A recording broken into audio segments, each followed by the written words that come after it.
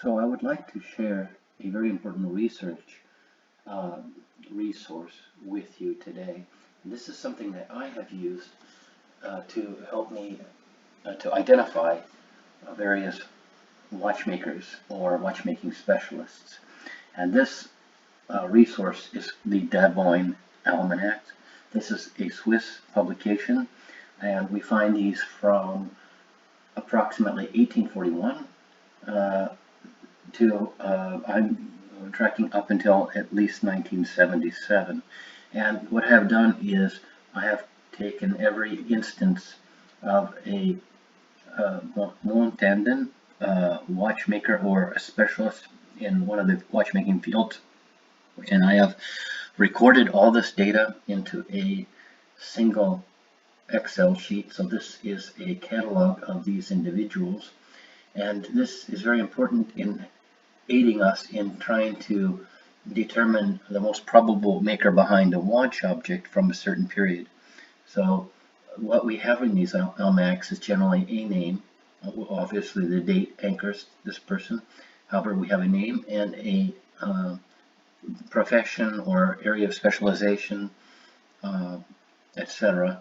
We have their physical location in the city, and very often an address, and this is also quite important. This enables us to use genealogical information and sleuth out which individual is referenced here. Now, this is not 100%. We are having various candidates in certain periods where it is just simply not feasible or not possible to come up with a solution. So in these cases, information is left blank. However, I would say that this chart does contain roughly 90% accuracy, and this is as a result of half a decade of close scrutiny, of cross-referencing addresses, etc. This is very fortunate in having this tool, as we are able to,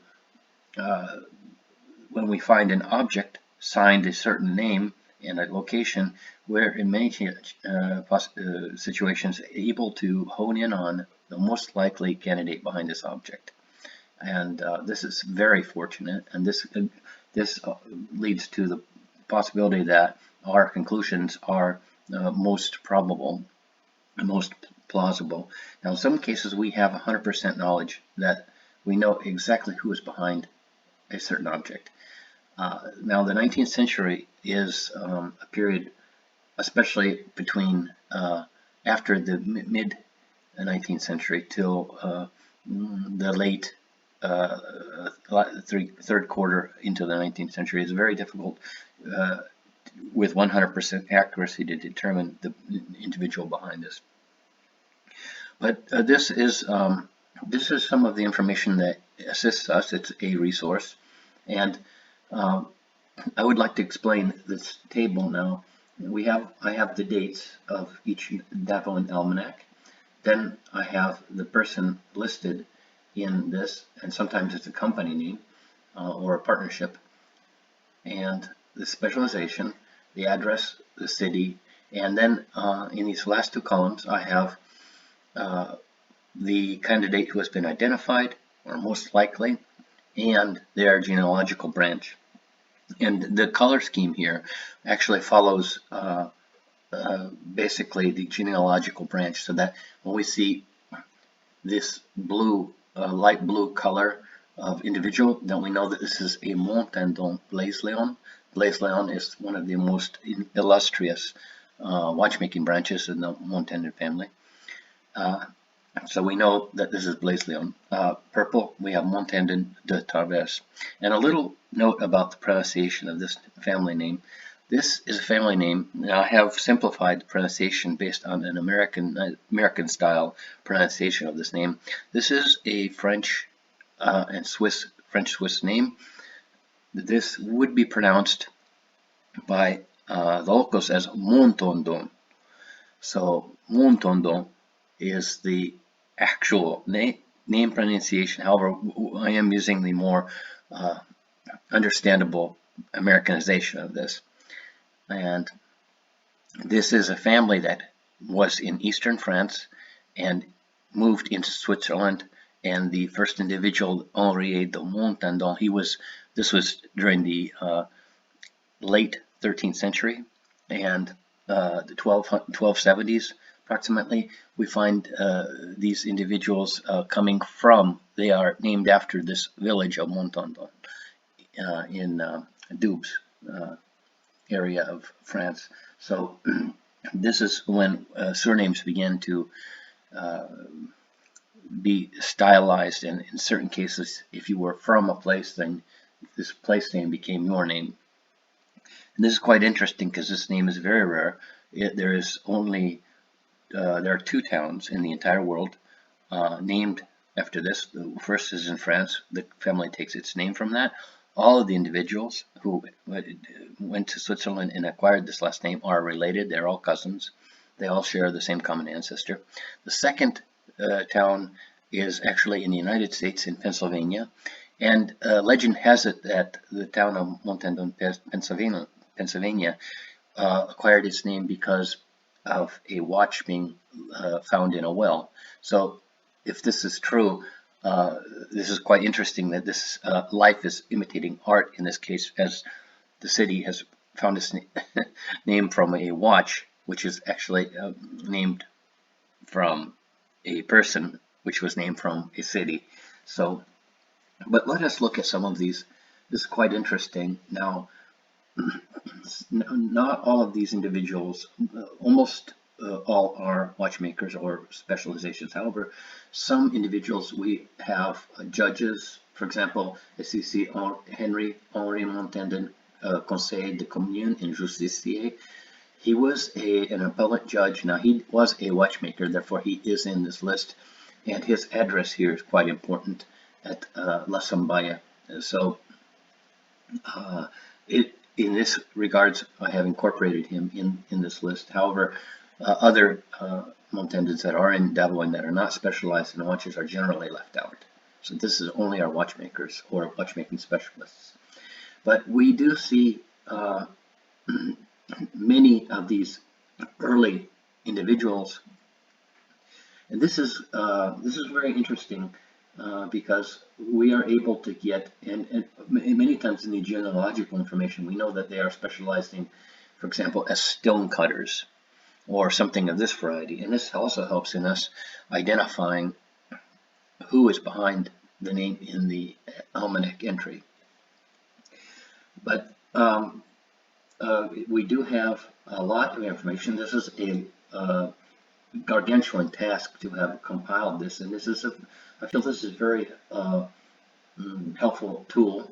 Now this chart, it will be presented in its entirety in the treatise that I am publishing, as this is extremely precise information, and we can see very clearly who is behind. For example, if we have a watchmaker we know, such as Philippe Grandrou 78 in Locle, this is Philippe Auguste. He was in Montaigne Bratzel, and etc. But we do have so much information. Now, I have tried to be as accurate and specific as possible. Now, you'll notice we have Julie Montaigne, who was Pierriste. This is someone who works with stones. We have her at the Rue de Gibraltar, number 48 in La Chaux-de-Fonds. However, even in this case, even with such specific information, and this is in the mid-19th century, in 1853, 1854, even with this specific information, it has not been able to, we have not been able to come to a satisfactory conclusion of which Julie Montandon this is. This is a very common name, and this has not led us to an individual with satisfactory certainty. Therefore, she has been left in white. We do not know her branch. In some cases, these are alliés, her allied family members. For example, a wife who married into the family. So, oftentimes we'll find several individuals at a single address, This can be brothers or a father and a son, and this is this is also an anchor that relays to us the individual's identity. So now we will see a lot of these Montaigne Frères. This is Montaigne Brothers in Lolokla, and this is very fascinating. This is the creme de la creme of these makers. This was the premier brand, and they attained the highest in general for these watchmakers. But we find them nestled on Rue de la Côte. And this is an address that would go through changes over the years. However, we're able to find the actual buildings, and we know where they were located. And they did seem to have a huge swathe of this Rue de la Côte, where various different Montaigne makers and specialists were located. So this is the nexus, the sort of the inner sanctum of this watchmaking dynasty. It's located on this Rue de la Côte. But once again, we see a huge amount of individuals. Now, I've tracked a large number of them. However, I've not tracked them all. Not all are on my watchmaker lists. However, that is mainly because we could easily have 500 individuals here. I've tried to retain the most important individuals. But I would like to go, and we see in this light green here, this is a very important line also, the Montaigne La Longue. These individuals, this is a very prestigious watchmaking branch, and we will see many Henrys through the 19th century under this Montaigne La Longue. There was a father and a son, and he is very likely the one that's behind the H. Montaigne Locle. This is also very unclear, as there are a huge, this is the most disputable candidacy due to the large amount of individuals, plausible individuals, and then towards the end of the 19th century, it does become very difficult to ascertain. It may have been that this last Henry Montaigne, who was Montaigne Nardin, that he was not even published in Davoins at this point, however, still doing the business. And we do know that many of these watchmakers were selling watches and not even listed in this Davoin, so this is always the case. And you'll notice also, for example, there is a number behind the name. For example, if we look at 1860, Montaigne Ulysse, he was a pivoteur at let's see here, Lâche de Milieu. He is Ulysse number 3, and I have his dates, and he is of Montaigne Éveillon branch. So we have multiple Ulysses, and each Ulysse has a number behind him to sort of delineate which Ulysse we're speaking of. You'll see Philippe Auguste, Charles Frederick. We have Charles Frederick, multiple Charles Fredericks, Louis Fredericks, etc. But this number behind the name generally helps us to assign which one we're speaking of. And there's a lot of Louis Augustes, and there's a lot of Charles Augustes. So, however, not all of these are listed. In some of these cases, we could have up to 7 individuals, and this is a large amount of individuals to track. But you can also see this individuals on their specialization here. It's quite fascinating. We have aiguille. This is the needles, the hands of the watches, and this a lot of times we'll see, and these are the tend to be the very big producers. We see them listed as fabricants et négociants de horlogerie. This is merchants who are producing and selling. And we see, for example, Louis and his son Henry in La Chaux-de-Fonds. This was Louis Auguste and Charles Henry. This is Montaigne and Jacot, and these were quite wealthy individuals. Indeed, they were involved in the Republican government after the troubles in 1848. We see them as behind this Republican movement against the Royalists. So I would like to bring you further down the chart, and we can see, for example, uh, how, and this is very helpful in that we have the locations like La Bravine. We'll see a lot of individuals in La Bravine by specialization. But I would like to point out there is a little bit of, we see these broken lines with the genealogical information. This is my indication of what appears to be collaboration between the branches. So this is uh, more or less proof that these close cousins were working together in this business, because their location on Rue de la Côte, and specifically in close proximity with Montaigne Furs, suggests that Montaigne Furs were using their cousins for various different specialized work on the watches they were producing. But so we do have this inter collaboration here, and generally this tends to be between Montaigne Furs, the company, and the other close cousins. It was not only the Blaise Leons that was involved in this business. We find many other groups involved. So we have a huge volume, and this is very interesting. In the 1870s, this was certainly the plateau, the height of their excellence in watchmaking, and most of the watches that are retained today, or the fragments of watches, are from this 1870s, 1880s period. Now, some of these groups, we will find that they give way to other branches, and Blaise Leons do somewhat disappear from the watchmaking. And after the disappearance of Montaigne Furs, we see very little of them. This was their main business. But some of the other watchmakers are coming to the fore, and this is in particular the Montaigne de Travers we see a lot. We see Montaigne de la Chaux-de-Fonds, specifically in La Chaux-de-Fonds, and there was a huge nexus that formed around this group. They more or less inherited the name behind this watchmaking dynasty. That the watches that they were making continued up until the 1930s, right up until the Depression.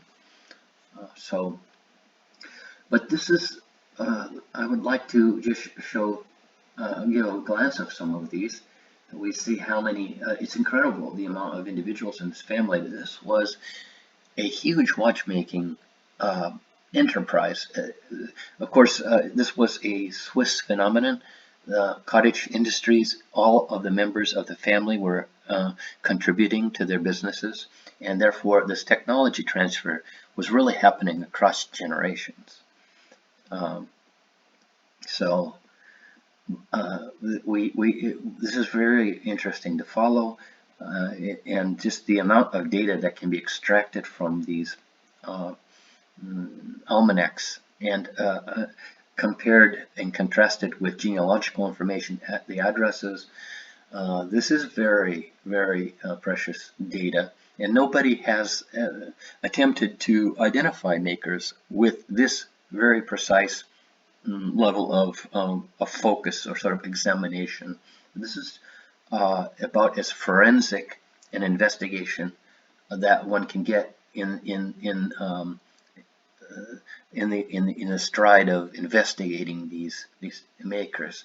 And of course, this is also with the fact that a lot of the paperwork has vanished, so that very little historical records of the firms or the companies themselves still exist.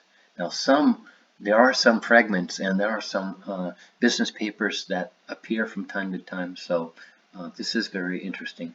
Now, at the turn of the 20th century, we see the greatest number of these individuals, and it basically plummets before maybe a decade or so before World War I. It's right around a decade before World War I, we see a dramatic decline in the amount of individuals, and this had a lot to do with the way the watch industry was functioning itself. That this cottage industry had basically died out, ceased to exist, with the exception of certain specializations. For example, dial production or something of this variety, that they tended to go towards the larger houses of production, huge factories, etc. But now we see, of course, we have Eulis too. This is an interesting character. He's still going strong. He was a chronometer champion, and his watches were making the highest awards in these observatory trials, etc. And he was selling watches to the elites in Great Britain. His name was quite well known as a result of his victories at the Kew Observatory in Kew Gardens. So, but we do see by the 20s and 30s, the last watchmakers with this name are in this period, and after this it tends to be more specialist watch making specialists, for example dials or bracelets or engravers, etc. that we're seeing the whole watch by these makers disappear, and only a specialization remains. And so this is more or less the situation. Now we will find in the 1940s a very interesting Charles Montandon. His business was watchmaking supplies, and we find him up until his death in 1981. His business was in La Chaux-de-Fonds, and this is a name that is seen for 40 years in watchmaking, where he is selling various products for these watchmaking individuals, all kinds of material that he's reselling basically. But this is one of the names that remains. We do have an Armand who was basically doing various services for polishing of cases and making bracelets and cases, etc. So, but once again, we have a few individuals that have eluded us. There is a Montandon B, not exactly sure who this is. Olager et Rabier. This is a watch repair man in Lugano. We do not know who this individual is. There are some possibilities, but it's highly uncertain. So, but we do see a few. We have an Auguste Montandon who was in Geneva. Not exactly clear. He was running a watch shop and a jewelry shop, and his widow, we see Veuve, Montandon Auguste Veuve. She inherits this business, and we do see her continuing. Very interesting. We do have this final picture of these individuals up until 1977. We do see, and it should be noted that Montandon Frères was reborn under there was another Montandon Frères, and this was mainly only cases. This was only a case manufacturer. We find them, go back, we find them also under Montandon & Co. They were at Beau site, number 17. One of these individuals was Jules Auguste. This was a Montandon clerk. And so there were two brothers. They formed this Montandon Frères. This is a second iteration of that original name. Then they later changed to Montandon & Co. And I believe this was after the death of one of the brothers. But they do, these family lines continue to produce specialists in these various fields. And one of the last, and this is tied to them, we do these Montandon clerks. We see a Jean-Marie. He was known for Mécanique de Précision, and he was at Rue de la Jalouse, Le Locle. And sorry, this is Jean-Maurice or Jean-Marie. It's not exactly clear. Very probably it is Jean-Marie, but this has to be checked. But this is just a short note for the record on these makers. I hope it was interesting. I hope that the value in these almanacs are appreciated, and I hope that somebody else will undertake to research another brand using these techniques, the application of genealogical, historiological data and these almanacs to determine when an object from a certain period surfaces and we have only the signature, that this is a very good tool for um, determining who is behind this. So thank you for your interest, your support. I appreciate any questions that you have with regards to this. This is far from complete science. However, I do believe that this so-called genealogy that I am playing with here, the science of the study of a family and their line in watchmaking. I believe this is valuable. I believe this is an interesting topic, and I think it will help to serve to our understanding in the end. So thank you, and I wish you a very nice weekend. Bye-bye.